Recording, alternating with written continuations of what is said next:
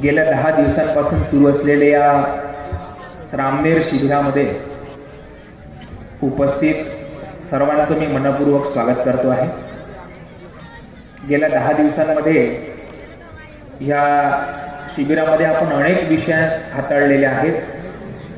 बुद्ध तत्वज्ञान असेल, डॉक्टर बाबासाहेब आंबेडकरांचे विचार असतील, फुले शाहू आंबेडकर चळवळीतील सगळे विचार असतील, दररोज संध्याकाळी असेल सकाळी असेल आपण सगळ्यांनी त्याचा अनुग्रह केलेला आहे, ऐकलेले आहे। मी सर्वांना विनंती करतोय की मागही काही मंडळी उभे आहेत, त्यांनी कृपया करून बसून घ्यावं आणि सर्वांनी, मी काही जास्त बोलणार नाही, आपण सगळ्यांनी शांततेत इथं बसायचं आहे। कृपया करून सर्वांनी शांततेत थोडा वेळ बसायचा आहे।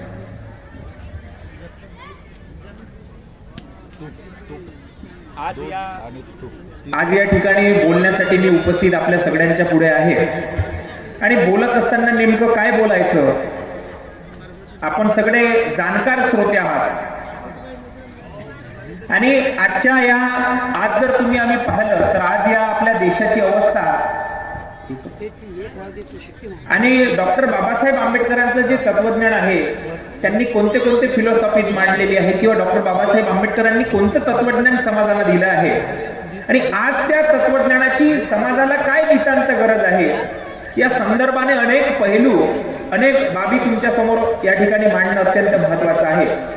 ज्यावेळी भारताची फाळणी झाली आणि भारत स्वतंत्र झाल्यानंतर भारताची फाळणी झाली, ह्या सगळ्या गोष्टी 1947-48च्या कालखंडामध्ये घडल्या आणि नंतर पुढचा भारत कसा असला पाहिजे म्हणून डॉक्टर बाबासाहेब आंबेडकरांनी फार मोठं स्वप्न पाहिलं होतं आणि त्यांनी कॉन्स्टिट्यूशन म्हणजे संविधान लिहिण्यासाठी घेतलं आणि देशातील तमाम लोकांनी डॉक्टर बाबासाहेब आंबेडकरांवरती फार मोठा विश्वास ठेवला आणि त्या विश्वासाचं फळ तुमच्या आमच्या सगळ्यांसाठी डॉक्टर बाबासाहेब आंबेडकरांनी जे संविधान लिहून ठेवलं, ते सगळं संविधान तुम्ही आम्ही पहिल्या कलमापासून तर शेवटच्या कलमापर्यंत जर वाचलं तर आईच्या उदरातून जन्माला आल्यानंतर माझी अंतयात्रा प्रेत यात्रा येईपर्यंत या मानव समाजामध्ये मी जीवन कसं जगलं पाहिजे, हा जीवन जगण्याचा मूलमंत्र, प्रत्येक व्यक्तीला स्वातंत्र्य, प्रत्येक व्यक्तीला आपल्या धर्माचं आचरण करण्यासाठी धर्मप्राबल्य, वर्णव्यवस्थेला कुठेही थारा न देता सर्व नागरिक समान आहेत, समानतेचा मूलभूत हक्क असेल, स्वातंत्र्याचा हक्क असेल, अभिव्यक्ती स्वातंत्र्याचा हक्क असेल, हे सगळे पैलू डॉक्टर बाबासाहेब आंबेडकरांनी त्या संविधानामध्ये मांडून ठेवलेले आपल्याला पाहायला मिळतात आहे। आजही तुम्ही आम्ही जर पाहिलं तर जगातले अनेक तत्वज्ञान आहेत की जे भारताच्या संविधानाचा अभ्यास करत आहेत आणि भारतामध्ये ह्या सगळ्या ज्या पद्धती डॉक्टर बाबासाहेब आंबेडकरांची इतकी मोठी चाणाक्ष बुद्धी आहे आणि इतकी मोठं संशोधन आहे, जगाच्या पाठीवर सगळे जेवढे त्यावेळी जेवढेही संविधान, त्या देशांचे जेवढेही कॉन्स्टिट्यूशन होते किंवा त्या देशांच्या ज्या ज्या पद्धती होत्या, त्या सगळ्या पद्धती डॉक्टर बाबासाहेब आंबेडकरांनी त्या सगळ्या पद्धतींचा अभ्यास केला। आज जर तुम्ही आम्ही पाहिलं तर डॉक्टर बाबासाहेब आंबेडकर सगळे म्हणतात 18 तास अभ्यास करत होते। मग अभ्यास नेमका कोणत्या करत होते? डॉक्टर बाबासाहेब आंबेडकरांचं अर्थविषयक विचार जर तुम्ही पाहिले तर डॉक्टर बाबासाहेब आंबेडकर फक्त संविधानापुरते मर्यादित नाही, त्याच्या पलीकडे जर डॉक्टर बाबासाहेब आंबेडकरांचं फिलॉसॉफी जर तुम्ही आम्ही वाचली, डॉक्टर बाबासाहेब आंबेडकरांचं रुपयाचा सिद्धांत नावाचा ग्रंथ जर तुम्ही आम्ही वाचला तर आरबीआय जी आज आपल्या देशामध्ये आहे ना, 1935ला स्थापना झाली, ह्या आरबीआय स्थापनेचा जो मूलभूत अधिकार आहे किंवा मूलभूत सिद्धांत आहे तो डॉक्टर बाबासाहेब आंबेडकरांनी मांडला होता की देशामध्ये एक रिझर्व्ह बँक असली पाहिजे, एक मध्यवर्ती संस्था असली पाहिजे आणि त्या रिझर्व्ह बँकेने सगळ्या भारतातील जेवढेही सरकार आहेत, राज्य सरकार आहेत, केंद्र सरकार आहेत, या सगळ्यांचे व्यवहार किंवा भारतातील जेवढेही मोठे मोठे व्यवहार त्या बँकेने व्यवहार केले पाहिजे, हा फार मोठा विचार डॉक्टर बाबासाहेब आंबेडकरांचा होता। आणि ह्या सगळ्या गोष्टी तुम्ही आम्ही ज्यावेळी बाबासाहेब आंबेडकरांच्या विचारात घेतो त्यावेळी तेव्हा जर तुम्ही आम्ही पाहिलं तर अतिशय समाजामध्ये खिन्न समाज झालेला होता। समाजातील तळागाळातील सामान्य माणसांवर अतिशय अत्याचार होत होते, अनाचार होत होते आणि जातीयता सगळीकडे पसरली होती, वर्णव्यवस्था पसरलेली होती आणि या सगळ्यांमधून मार्ग काढण्यासाठी या देशामध्ये भारताची फाळणी झाल्यानंतर विविध धर्माचे आणि विविध पंथांचे लोक या ठिकाणी वसलेले होते।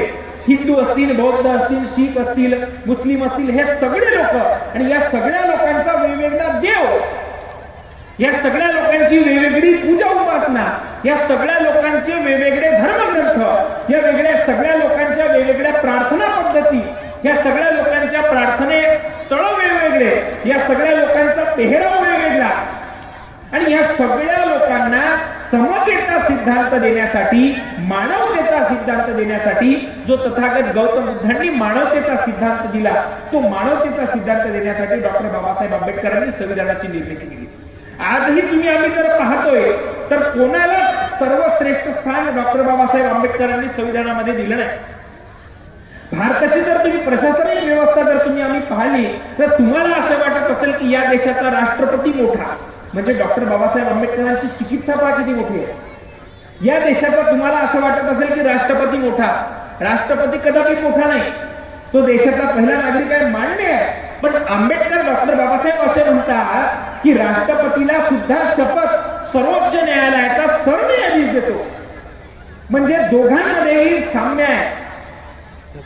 एवढंच नाही तर तुम्हाला वाटत असेल पंतप्रधान मोठा आहे, पंतप्रधानाला शपथ राष्ट्रपती देतात, म्हणजे तोही मोठा नाही. तुम्ही जर स्टेट ऑफ युनियन म्हणजे राज्यांची भाषा जर तुम्ही आम्ही पाहिली तर तुम्हाला वाटत असेल की राज्यपाल मोठा, पण राज्यपालाची नियुक्ती सुद्धा राष्ट्रपती करतो. तुम्हाला असं वाटत असेल आता मुख्यमंत्री मोठा, तर मुख्यमंत्र्याची नियुक्ती सुद्धा राज्यपाल करतो, म्हणजे कोणालाच मोठं किंवा कोणी श्रेष्ठ हा भावच मुळात डॉक्टर बाबासाहेब आंबेडकरांनी ठेवला नाही. सगळे समान आणि इतकी मोठी चिकित्सा आहे, फार मोठी चिकित्सा ही आहे डॉक्टर बाबासाहेब आंबेडकरांची. ह्या संविधान संशोधनाची जी मोठी चिकित्सा आहे, एक आमचे मित्र आहेत ज्यांनी डॉक्टर बाबासाहेब आंबेडकरांवरती पीएचडी केली, संशोधन केलं. आणि तुम्ही आम्ही सगळे म्हणतो आहे की डॉक्टर बाबासाहेब आंबेडकर 18 तास अभ्यास करत, मग अभ्यास नेमका कोणता करत? ह्या सगळ्या गोष्टी ज्या आहेत, ह्या सगळ्या गोष्टी डॉक्टर बाबासाहेब आंबेडकरातून बाबासाहेब आंबेडकरांनी चिकित्सा केलेली आहे. प्रत्येक धर्मग्रंथ बाबासाहेब आंबेडकरांनी वाचले, प्रत्येक धर्माची आचरण पद्धती वाचली, त्या लोकांना कशा पद्धतीचं तत्वज्ञान आपल्याला द्यावं लागेल. आणि येणारा जो भारत आहे, हा जो आताचा तुम्ही आम्ही भारत पाहतोय, हा एवढा मोठा प्रगल्भ असा भारत निर्माण करण्यासाठी डॉक्टर बाबासाहेब आंबेडकरांनी लिहिलेलं संविधान अत्यंत महत्वपूर्ण आहे.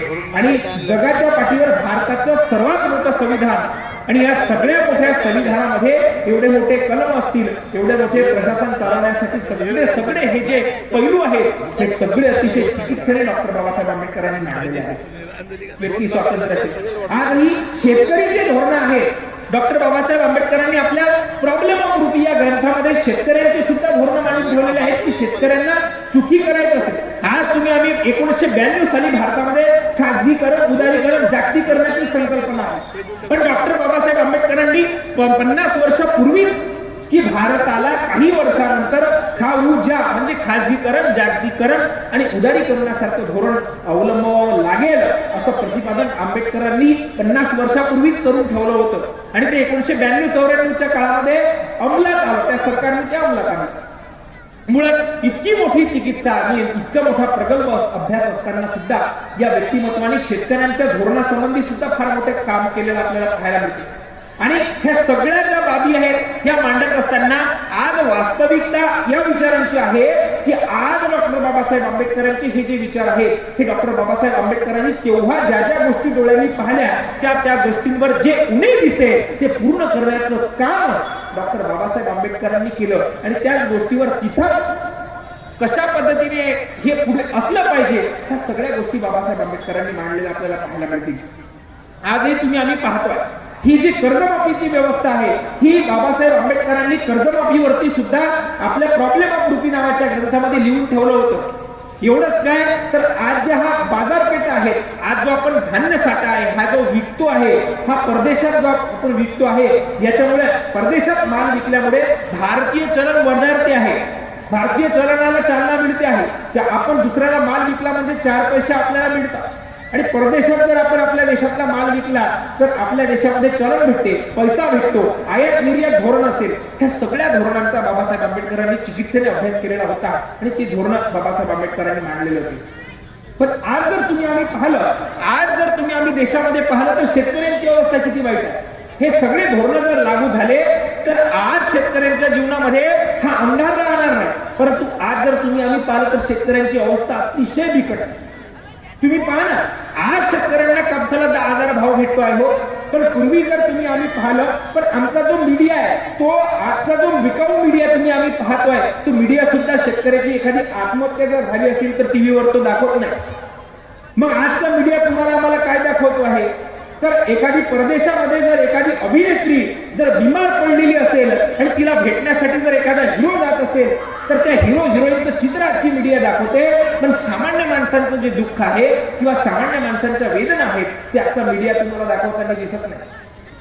आणि डॉक्टर बाबासाहेबांना असं वाटायचं की देशातील जे सामान्य लोक आहेत ते सामान्य लोकांच्या जीवनामध्ये अंधकार त्यांच्या जीवनामधून दूर झाला पाहिजे, त्या सामान्य लोकांना सुद्धा जगण्याचा अधिकार मिळाला पाहिजे, त्या सामान्य लोकांनी सुद्धा आपलं जीवन फुलवलं पाहिजे आणि त्या सामान्य लोकांसाठी आयुष्यभर डॉक्टर बाबासाहेब आंबेडकरांनी कार्य केलेलं आपल्याला पाहिजे. मुळात ह्या सगळ्या गोष्टी मांडत असताना आजही तुम्ही आम्ही पहा, शेतकऱ्याच्या मालाला जर भाव द्यायचा असेल किंवा शेतकऱ्यांचा डॉक्टर बाबासाहेब आंबेडकर एक सिद्धांत फार नेहमी म्हणत असतात की क्रांती म्हणजे काय असते, क्रांती म्हणजे परिवर्तन असते. रक्ताचा एक थेंबही न सांडता जर क्रांती होत असेल, परिवर्तन होत असेल, जर त्या ठिकाणी परिवर्तनाची भाषा होत असेल तर त्याला क्रांती म्हणतात, त्याला बदल म्हणतात. पण आज तुम्ही आम्ही पहा ना, डॉक्टर बाबासाहेबांनी जो हक्क तुम्हाला आम्हाला दिला आहे की आपण आपला हक्क मागण्यासाठी रस्त्यावर आंदोलन करू शकतो, रस्त्यावर तुम्ही आम्ही उतरू शकतो, सरकारला तुमच्या मागण्या मान्य करायला लावू शकतो. पण आज जर तुम्ही आम्ही पाहिलं तर 1.5 वर्षांपासून दिल्ली सारख्या शहरामध्ये शेतकरी 1.5 वर्षापासून बसलेले होते, परंतु त्या 1.5 वर्षांमध्ये सुद्धा त्यांच्या मागण्या मान्य झालेल्या आपल्याला पाहायला मिळत नाही. शेवटी निवडणुका या देशामध्ये लागू झाल्या आणि नंतर सरकार झुकलं आणि सरकारने नंतर त्या मागण्या मान्य केल्या. पण मला असं वाटते, आमचा हक्क मागण्यासाठी जर आम्हाला सरकार पुढे झुकावं लागत असेल किंवा आम्हाला आंदोलन करावे लागत असेल आणि हे आंदोलन करणाऱ्या लोकांना सुद्धा आम्ही देशद्रोही म्हणत असू किंवा हे आंदोलन करणाऱ्या लोकांवर सुद्धा आम्ही पोलिसांच्या माध्यमातून लाठीमार करत असू किंवा आंदोलन करणाऱ्या लोकांवर आम्ही अश्रू धुवाराचे नरकांडे सोडत असू, पाण्याचे फवारे मारत असू, त्यांना जमीन करत असू. एवढंच नाही तर मध्यंतरी 2 महिन्यांच्या पूर्वी आपल्या महाराष्ट्रामध्ये ₹1 म्हणजे 1 लिटर दुधावरती ₹1 भाव वाढून द्या असं शेतकऱ्यांनी मान्य केलं होतं किंवा आम्हाला ₹1 भाव वाढून द्या. त्या शेतकऱ्यांना सुद्धा या आपल्या सरकारने आपल्याला मारायला पाहायला मिळते. म्हणजे मुळात जर तुम्हाला आम्हाला पाहायचं असेल तर संविधानाला ही लोक कुठेतरी गालबोट लावताना आपल्याला पाहायला दिसत आहेत. म्हणून मला असं वाटते आहे की प्रत्येक माणसाने जीवन जगत असताना प्रत्येक माणसाच्या 2 केंद्रबिंदू असतात.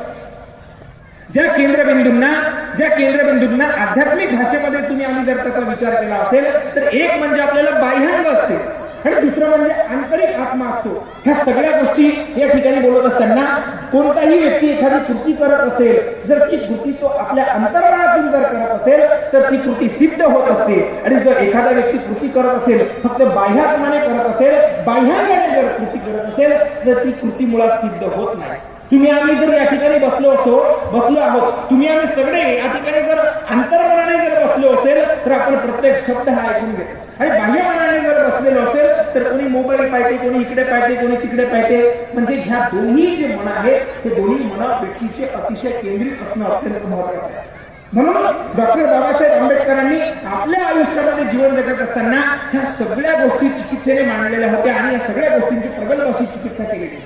मला असं वाटते डॉक्टर बाबासाहेब आंबेडकरांचा विचार करत असताना आजही तुम्ही आम्ही जर या देशामध्ये जर पाहिलं तर अनेक बाबी तुम्हाला ह्या सगळ्या बाबी ज्या आहेत, आज जे परिस्थिती निर्माण होत आहे ना, आज जर तुम्ही आम्ही पाहिलं तर शैक्षणिक दृष्टिकोनातून बाबासाहेब आंबेडकरांचे विचार अतिशय महत्वाचे आहेत. हो, तुम्हाला जर वाटत असेल की आपल्या पोराला बाबासाहेब आंबेडकर नेहमी म्हणत तुमच्याकडे जर ₹1 असेल तर तुम्ही 25 पैशाची ब्रेड घ्या, पाव घ्या, जी पाव तुम्हाला जगवेल आणि 75 पैशाची तुम्ही पुस्तकं घ्या, जे पुस्तकं तुम्हाला तुमची बुद्धी प्रगल्भ करतील. आणि जेव्हा बुद्धी माणसाची प्रगल्भ होते, प्रगल्भ झालेली बुद्धी कुणाच्या पुढे झुकत नाही, कुणाच्या पुढे नतमस्तक होत नाही. इतका मोठा प्रचंड पुरोगामी विचार डॉक्टर बाबासाहेब आंबेडकरांचा होता आणि आजच्या तरुणाईला तो समजून घ्यावा लागेल.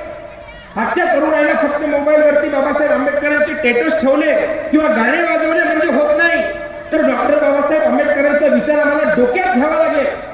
आजही तुम्ही आम्ही पाहतोय 14 एप्रिल आली म्हणजे आम्ही डीजे लावून नाचतो पण मला असं वाटते की हा विचार नाचण्यापुरता नाही, तर हा विचार अंगीकारावा लागेल, हा विचार डोक्यात घ्यावा लागेल.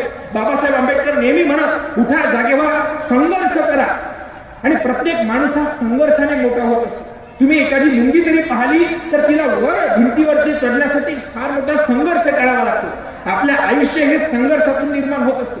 डॉक्टर बाबासाहेब आंबेडकरांनी सुद्धा आपलं आयुष्य संघर्षातून निर्माण केलेलं आहे. एक वेळेचं अन्न सुद्धा त्यांना मिळत नव्हतं, पण इतकी मोठी प्रचंड विद्वत्ता, इतकी मोठी प्रचंड बुद्धिमत्ता डॉक्टर बाबासाहेब आंबेडकरांनी मिळवली होती. तुम्ही आम्ही सगळे भाग्यवान आहात की डॉक्टर बाबासाहेब आंबेडकरांसारखा महामानव या देशामध्ये आला आणि तुमच्या सगळ्या आमच्या सारख्यांचं कल्याण करून गेला. आपण सगळे भाग्यवान आहात. आणि या भाग्यवान व्यक्तींनी आता पुढे काय केलं पाहिजे, तर डॉक्टर बाबासाहेब आंबेडकरांचा हा विचार आहे, हा विचार शेकडो कानीमुखी तुम्ही आम्ही जाऊ दिला पाहिजे. दुमदुमो कानी ही संविधानाची वाणी, ही संविधानाची वाणी आहे. डॉक्टर बाबासाहेब आंबेडकरांचे धर्मग्रंथ आहे, हे हजारो लोकांपर्यंत कसे पोहोचतील, किंवा हे तत्वज्ञान आहे, बौद्ध धर्म आहे, हा हजारो लोकांपर्यंत कसा पोहोचील. आज जर तुम्ही आम्ही विचार केला तर विश्वशांतीसाठी बौद्ध धर्म अतिशय महत्वाचा आहे. जपानचे पूर्वीचे पंतप्रधान होते शिंजो आबे, आणि त्यांना विचारलं, जपान हा देश बौद्ध धर्मीय देश आहे, आणि जपानच्या त्या पंतप्रधानांना विचारलं, एका ठिकाणी विचारलं की तुमचा हा सगळा जो देश आहे हा उगवत्या सूर्याचा देश, म्हणजे तो देश 2 वेळा नष्ट झाला होता तरी तो देश मोठ्या अभिमानाने उभा राहिला. तेव्हा त्या शिंजो आबेंना विचारलं की ते शिंजो आबे जे होते त्यांनी गौतम बुद्धांची फिलॉसॉफी वाचली होती, गौतम बुद्धांना फार मानतात. शिंजो आबेंना विचारलं एका पत्रकारांनी की तुमचा देश हा कसा उभा झाला, तेव्हा त्यांनी सांगितलं की आमच्या देशाचं एक रहस्य आहे, आमच्या देशाचं एक रहस्य आहे. जगामध्ये जर तुम्ही आम्ही पाहिलं तर जगामध्ये शांतीसाठी जपान नावाचा देश ओळखला जातो. आणि ही शांती आम्ही कुठून घेतलेली आहे, हे अहिंसेचं तत्व आम्ही कुठून घेतलेलं आहे. हिंसक प्राणी सुद्धा तथागत गौतम बुद्धांच्या पुढे नतमस्तक होत होते. ही त्यांच्या ध्यानाची, ही त्यांच्या योगाची, ही त्यांच्या अध्यात्माची शक्ती होती. आणि शिंजो आबे म्हणत आहे की हे जे तत्वज्ञान आहे, किंवा आमच्या देशामध्ये भांडण कधी होत नाही, आमच्या देशामध्ये हेवादेवा होत नाही, मत्सर होत नाही, कुणी कुणाचे गळे कापत नाही, आमच्या देशामध्ये ही सगळी जी सुव्यवस्था आहे हे फक्त एक आहे, एका तत्वज्ञानामुळे आहे, ते म्हणजे गौतम बुद्धांचं बौद्ध तत्वज्ञान. आजही तुम्ही आम्ही पाहतो आहे की रशिया सारखा देश, अमेरिका आणि उझबेकिस्तान सारख्या देशावर बॉम्ब टाकण्यासाठी पुढे येत आहे. पण मला असं वाटते की आता आमच्या देशाला युद्ध नको आहे, किंवा आमच्या देशाला, आमच्या जगाला आता युद्ध नको आहे, तर आमच्या देशाला आता बुद्ध हवा आहे. आमच्या देशाला विश्वशांतीसाठी बुद्धांचे विचार हवे आहेत. आणि हा मानवतावादी विचार आहे. कोणी मोठा नाही किंवा कोणी लहान नाही, कारण गौतम बुद्धांनी सुद्धा सांगून ठेवलेलं होतं की तुम्ही आम्ही कोण्या जातीमध्ये जन्माला आलो, कोण्या पंथामध्ये जन्माला आलो, याला मुळात कदापि महत्व नाही, या गोष्टींना महत्वच नाही जीवनामध्ये. तर तुम्ही जन्माला आल्यानंतर मृत्यूपर्यंत समाजाला तुम्ही काय दिलं, समाजासाठी तुम्ही काय काम केलं, तुम्ही गेल्यानंतर, म्हणजे कबीरदास महाराज सुद्धा फार सुंदर लिहितात की जब हम पैदा हुए तब जग हसे हम रोए, ऐसी करनी कर चलो जग रोवे हम हसे. म्हणजे शेवटी अंत्ययात्रा निघाल्यानंतर जग रोडलं पाहिजे की समाजातला चांगला माणूस गेला, सामान्य लोकांचं दुःख हरण करणारा माणूस गेला, असं कार्य, असं कर्तृत्व तुमचं आमचं असलं पाहिजे. डॉक्टर बाबासाहेब आंबेडकरांच्या शेवटच्या श्वासापर्यंत समाजाची उन्नती कसा होईल, समाजात एकता, समता, न्याय, बंधुताची भावना कशी उजवेल, ह्या सगळ्या गोष्टींचा विचार त्यांनी केला होता. आणि शिक्षण अतिशय महत्वाचं आहे. शिक्षण हे वाघिणीचं दूध आहे, आणि जो ते घेईल तो गुरगुरल्याशिवाय राहणार नाही, हे डॉक्टर बाबासाहेब आंबेडकरांचे वाक्य प्रत्येकाच्या कानात बिंबवतात. पण मला असं वाटते तुम्ही तुमच्या पोराला शिक्षण दिलंच पाहिजे. तुमचा पोरगा कलेक्टर कसा होईल, तुमचा पोरगा मोक्याच्या जागेवर कसा पोहोचेल, तुमचा पोरगा मोठा कसा होईल, तुमचा पोरगा अभिमानी कसा होईल, तुमचा पोरगा स्वाभिमानी कसा होईल, तुमच्या पोराने समाजाच्या उन्नतीसाठी किती काम केलं आहे, ह्या सगळ्या गोष्टीचं शिक्षण तुम्ही आम्ही दिलं पाहिजे. पण आज आमच्या आईला जर तुम्ही विचारलं संस्कार म्हणजे काय, तर त्या आईला एवढं माहित आहे की टीव्हीवरती संस्कार नावाचं चॅनल असते, पण संस्कार कशासोबत खातात, पण संस्कार काही दुकानात विकत भेटत नाही. संस्कार तुम्ही एखाद्या दुकानामध्ये गेलो आणि संस्कार एक छटाक विकत द्या, कोणी तुम्हाला विकत देत नाही. आणि हे जे लहान लहान पोरं आहेत, इन्हें बालकों को ले सुधारना कोई नहीं जानता. ह्या लहान लहान मुलांवर तुम्हाला संस्कार टाकावे लागतील, कारण संस्कारो आकारो वर्तते. ज्याप्रमाणे कुंभार लहान मडक्याला माती आणतो, तुडवतो, तिला भट्टीमध्ये तिचं मडकं बनवतो, तिला भट्टीमध्ये शेकतो आणि नंतर ते मडकं थंडगार पाणी लोकांना देते, लोकांचा आत्मा शांत करते. तसंच एखाद्या लहान पोराचं असते, त्याच्यावर तुम्हाला संस्कार टाकावे लागतील. ते तुमचं पोरगं बोलते कसं, तुमचं पोरगं चालते कसं. नाहीतर आजकाल तुम्ही आम्ही जर पोरांना पाहिलं तर हे पोरं फार विचित्र आहे, खूप विचित्र पोरं आहे. आमच्या घरी दुकान आहे आणि एक पोरगा आमच्या दुकानात आला आणि त्या पोराने म्हणजे इतकं विचित्र पोरं आहे, खूप विचित्र आहे. एक पोरगा दुकानामध्ये आला आणि त्यांनी मला विचारलं, म्हणे तुमच्या दुकानात साखर भेटते का? मी म्हटलं हो. म्हणे तुमच्या दुकानात डालडा भेटते का? डालडा समजते? मी म्हटलं हो. म्हणे तुमच्या दुकानात रवा भेटते का? मी म्हटलं हो. म्हणे तुमच्या दुकानात इलायची भेटते का? इलायची? मी म्हटलं हो. तो म्हणे एवढं तुमच्या दुकानात भेटते, साखर भेटते, डालडा भेटते, इलायची भेटते, शिरा बनवून खाना म्हणे. म्हणजे हे जे पोरं आहेत हे काय करतील याचा नेम नाही. म्हणून आजच्या पोरांना संस्कार अत्यंत महत्वाचे आहे. आज पाहा तुम्ही कितीतरी तरुणाई आपली व्यसनाधीन झालेली आहे. आपण दुसऱ्यांवर दोष देऊ नका.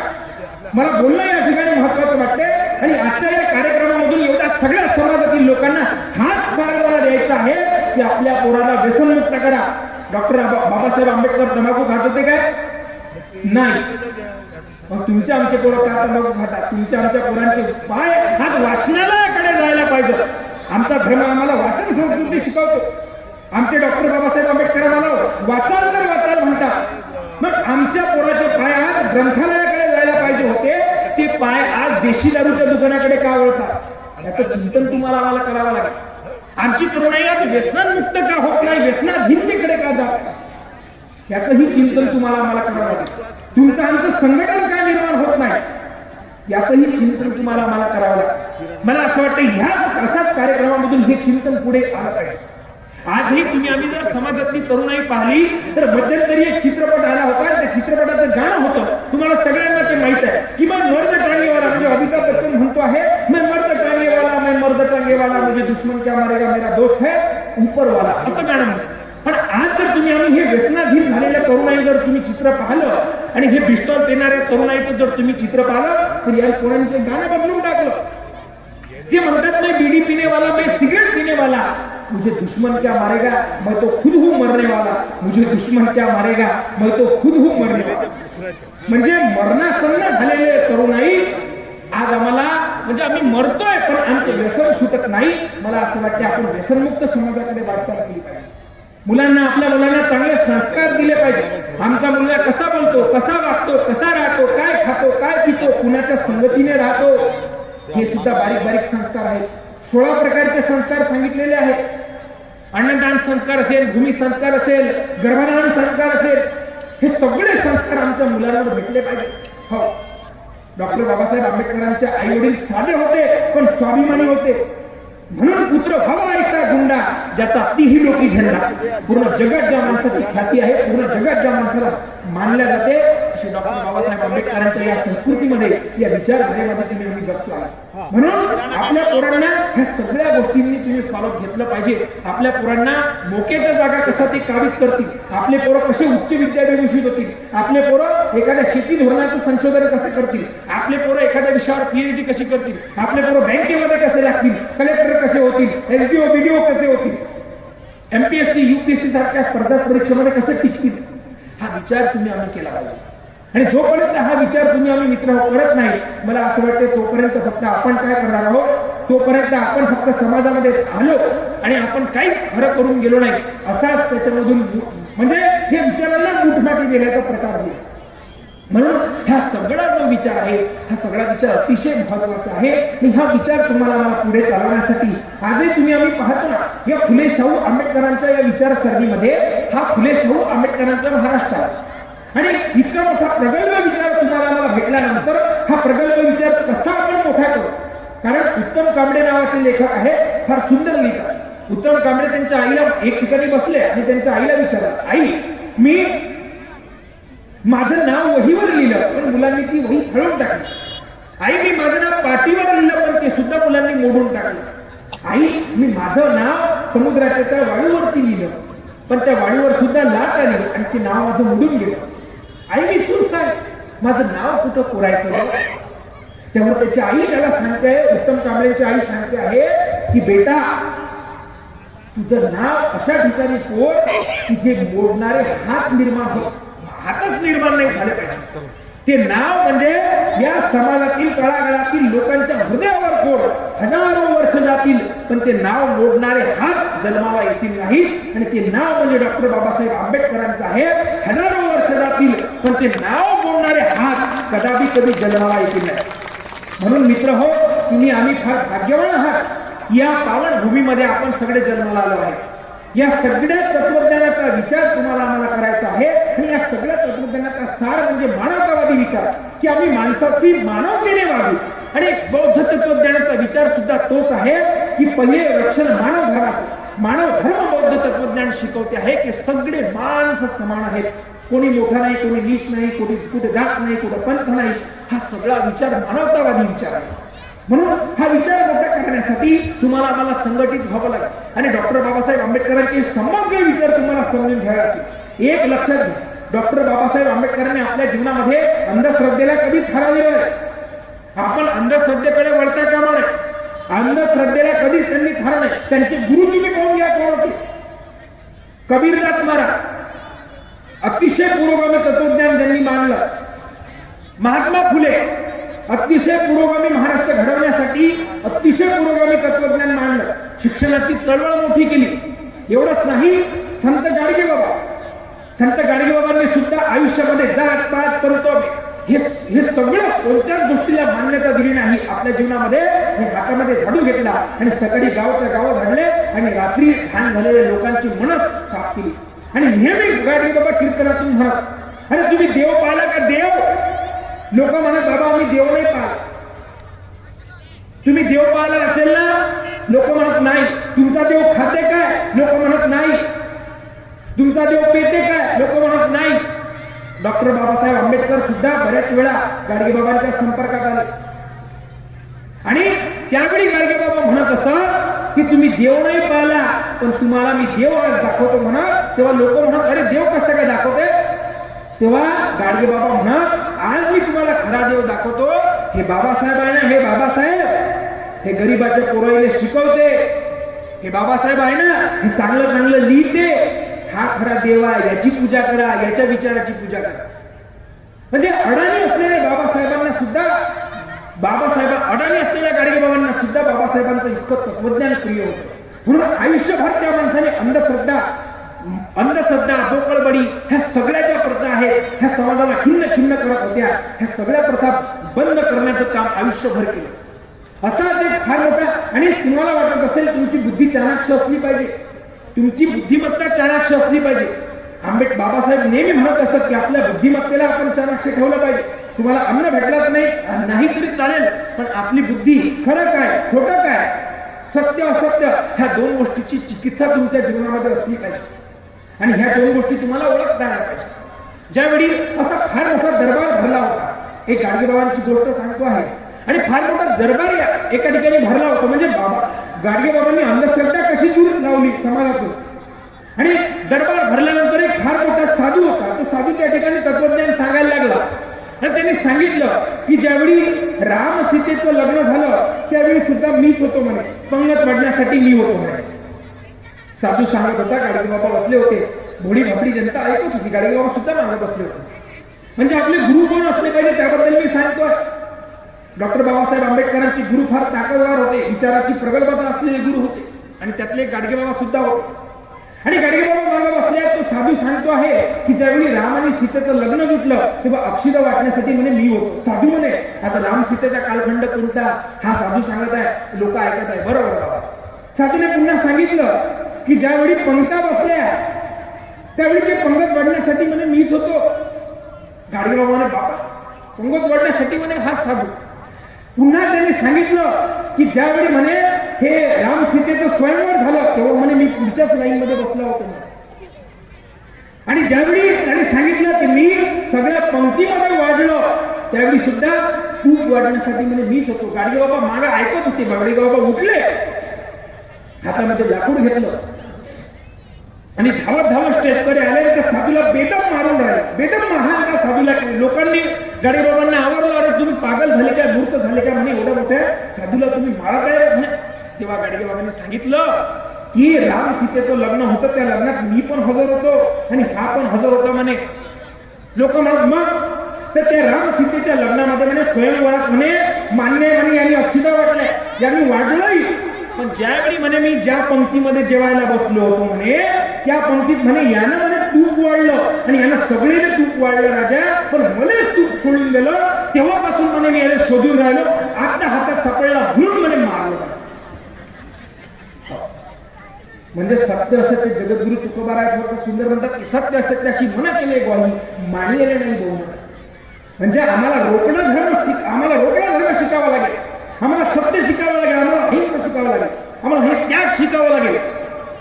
आपसातले हे सगळे मतभेद, आपसातले हे सगळे भांडणं हे कोणी तुम्ही जर पाहिलं ना तर अनेक लोक तुम्हाला समाजात दिसतील जे संपत्तीसाठी भांडणं करतात, जे भावाभावांमध्ये भांडणं करतात, जे समाजामध्ये द्वेष निर्माण करतात. या लोकांचं कदापि भलं होत नाही. आणि या लोकांना हे तत्वज्ञान नाही, या लोकांना हे तत्वज्ञान तुम्ही उगवून जरी पाजलं, हे तत्वज्ञान जे आहे ना हे तत्वज्ञान तुम्ही उगवून जरी त्या लोकांना सांगितलं की हे तत्वज्ञान 2-2 झाकण घ्यायचं तरी ते लोक काही सुधारणार नाही. म्हणून या लोकांना आपण दूर केलं पाहिजे, या लोकांना सुधारवण्याचा प्रयत्न केला पाहिजे आणि आपण पुढे गेलं पाहिजे. मला असं वाटते समाजात जगत असताना समाज फार मोठा आहे आणि आपले लोक कसे मोठे होतील, आपली विचारधारा कशी मोठी होईल, हा सगळं तत्वज्ञान डॉक्टर बाबासाहेब आंबेडकरांना हृदयापासून मान्य होतं आणि त्यांनी आयुष्यभर त्यासाठी प्रयत्न सुद्धा केले होते. ते खूप प्रयत्न होते शेवटच्या श्वासापर्यंत देशाच्या उन्नतीसाठी, देश हितासाठी ह्या सगळ्या गोष्टी त्यांनी केल्या होत्या. आजही तुम्ही आमची तरुणाई पहा, आज आमची तरुणाई एखादा पुष्पा नावाचा जर चित्रपट आता आला, पुष्पा नावाचा पिक्चर आला, हो हा पुष्पा नावाचा आता चित्रपट आला, तो पुष्पा नावाचा म्हणजे आमच्या तरुणाईचे आज आयडॉल कोण आहे? जो व्यक्ती 18 तास अभ्यास करून आमचा आयडॉल असायला पाहिजे त्या माणसाला आम्ही आयडॉल म्हणत नाही. तर आमचे तरुण आहेत पहा, एखादी नटी जर अंगावरचे कपडे काढत असेल तर ती आमची आयडॉल असते. तिचा फोटो आमच्या स्क्रीनवर मोबाईलमध्ये असतो, तिचा फोटो आम्ही स्टेटस ठेवतो, रोज गाणे आम्ही ठेवतो. पण मला असं वाटतं तुमच्या आमचे आयडॉल कोण असले पाहिजे? जे तुमचं आमचं भविष्य घडवतात ते लोक तुमच्या आमचे आयडॉल असले पाहिजे.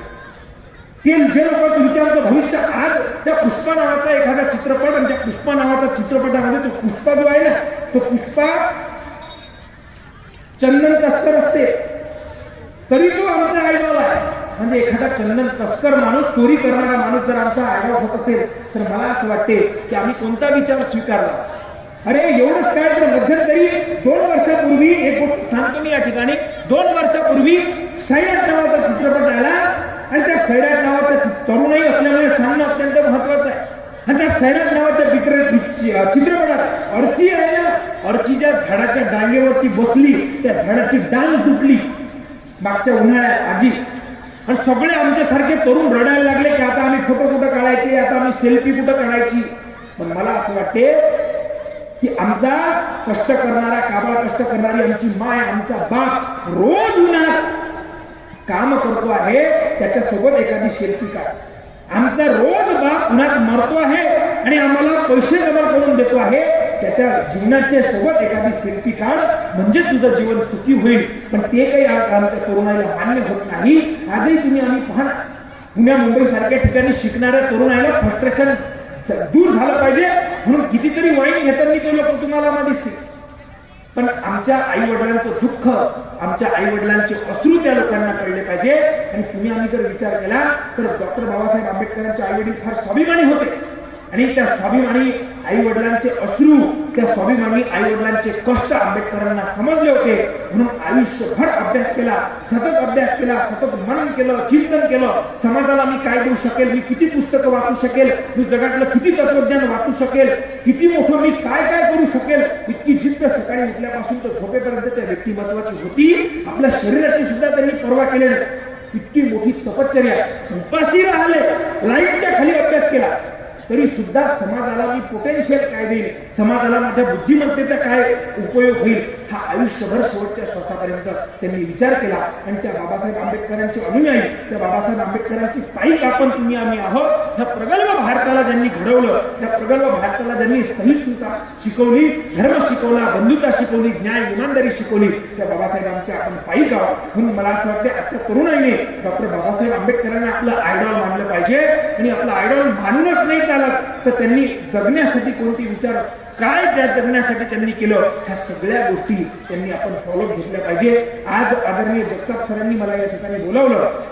2 दिवसांपूर्वी सरांचा फोन आला होता आणि आमचे doctor M R Ingale sir आहेत, ते सुद्धा आमचे मार्गदर्शक आहेत. बरंचसं हे तत्वज्ञान आहे. आदरणीय आम्ही सुद्धा बाल सुसंस्कार शिबिर याची चळवळ चालवतो, ज्याच्यामध्ये 200-200, 300-300 मुलं असतात. त्यांना सर्व धर्म समभावाची शिकवण असेल, व्यसनमुक्त समाज असेल, शिक्षण कोणतं घेतलं पाहिजे, आपण कसं समाजामध्ये वागलं पाहिजे, आपण अभ्यास कसा केला पाहिजे, एवढंच काय समाजात समाजाचं आपण देणं लागतो आहे. म्हणून आपल्या आईवडिलांची आपण इमानदारीने सेवा केली पाहिजे. नित्यनेमानं आपण जे काय आपली ध्यानधारणा आहे, पाठ आहे, उपासना आपण केली पाहिजे. ह्या सगळ्या पद्धती सुद्धा आम्ही आमच्या या संस्कार शिबिरांमध्ये शिकवत असतो. आदरणीय सत्यपाल महाराज असतील, त्यांच्या माध्यमातून महाराष्ट्रभर हा विचार, भारतभर हा विचार पोहोचवण्याचं कार्य आम्ही सगळे मंडळी करत असतो. आज आदरणीय जगताप सर आहेत, हे अतिशय म्हणजे ज्यांनी मोठ्या पदावरती असताना कोणता अभिमान या व्यक्तिमत्वाला नाही. हे सगळे जे कार्यकर्ते आहेत, हे सगळे कार्यकर्ते समाजासाठी जगत आहेत. मोठमोठ्या पदांवरती रिटायरमेंट झाल्यानंतर समाजाला आम्ही काय दिलं पाहिजे, शेवटच्या श्वासापर्यंत समाजासाठी मी आता जगलो पाहिजे. ह्या तत्वज्ञानाला या लोकांनी फॉलो केला आहे. त्या पद्धतीने हे लोक जीवन जगत असतात. म्हणून आज या ठिकाणी मला बोलावलं, आपण सगळ्यांनी माझं ऐकून घेतलं. आदरणीय विचारपीठावरती फार मोठे मोठे विद्वान लोक बसलेले आहेत, जे संपूर्ण समाजाला दिशा देण्याचं काम करतात, जे तथागत गौतम बुद्धांचं तत्वज्ञान पुढे कसं चालेल आणि चंद्र सूर्य आहे तोपर्यंत हे तत्वज्ञान कसं या देशामध्ये, या जगामध्ये आणि या जगाला विश्वशांतीचा संदेश देईल, हे तत्वज्ञान पोहोचवण्याचं काम करतात. ह्या सगळ्या मंडळींच्या पायी नतमस्तक होतो आहे. आपण सगळ्यांनी माझे विचार या ठिकाणी ऐकून घेतले आणि डॉक्टर बाबासाहेब आंबेडकरांची रणनीती तुम्हाला मला समजून घ्यावी लागेल, विचार समजून घ्यावे लागेल, विचार डोक्यामध्ये घ्यावे लागतील आणि पुढचा रस्ता तुम्हाला कळावा लागेल. कोणत्याच गुरुजवळ तुम्हाला जाण्याची आवश्यकता नाही, कोणते धागेदोरे तुम्हाला बांधण्याची आवश्यकता नाही. हे विशाल तत्वज्ञान तुमच्या आमच्यासाठी खुलं आहे. कितीतरी धर्मग्रंथ, कितीतरी पुस्तकं तुमच्यासाठी ओपन आहेत, खुले आहेत, ते आपण वाचावे आणि हे तत्वज्ञान पुढे नेण्यासाठी, समाजाला पुढे नेण्यासाठी आपण जीवन जगावं, एवढंच या ठिकाणी म्हणतो आहे आणि थांबतोय. मनपूर्वक आभार, धन्यवाद.